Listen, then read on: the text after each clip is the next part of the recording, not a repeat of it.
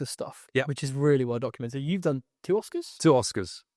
Just give me a bit of an idea of what that experience was actually like. Hard, really difficult. I mean, you've got many of the executive chefs worldwide go there.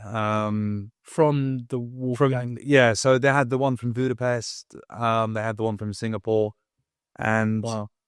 Wolfgang likes me a lot, so he puts me right on the centre stage with the British flag, serving fish and chips, roast beef.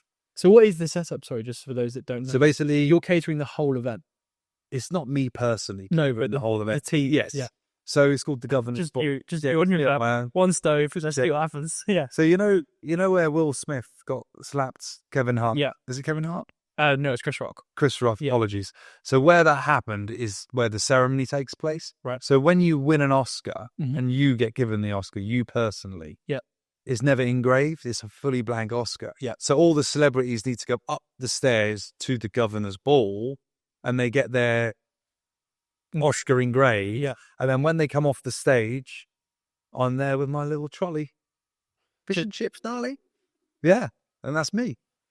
So, but the Zena dinner that you're catering. It's like a canapé event, but it's packed, man. It's Because how many chefs are in the kitchen for that? 400, 300, 400. Yeah. How many people go to the Oscars? I think it's a few thousand. It is. Is it? Busy? It is busy. I guess on like the TV reception, you only see probably like a. Oh no, there's a whole bit behind it. It's huge. And being asked to go alone must have been huge. I asked him. I said, "Can I come?" And he said yes. So, Wow. yeah. And that operation is run by him. Wolfgang Puck catering. Got you. But he's really involved in that process. Yeah, I mean, he's there the whole time. And it must be. Is it a different level of pressure to what is normal, or is it a different environment? To be honest with you, by the time the night comes, there is no real pressure. Right. Because it's prepped so much. It's prepped. It's done. I mean, obviously, we don't want to mess it up, but it's so many chefs and so much talent. Yeah. You can't really mess it up.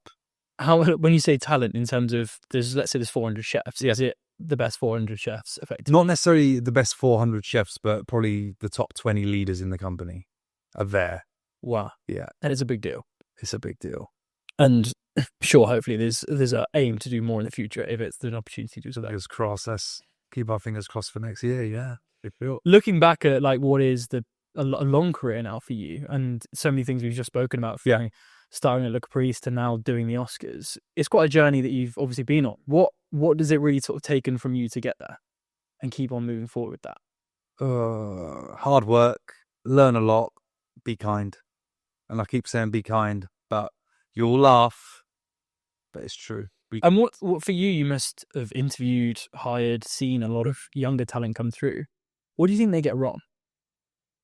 Do you know what? I don't think they're getting a lot wrong, actually. I think it's us that are getting a lot wrong. I think it's the people that are nurturing and they've got hands of that talent is what we do with it. Right.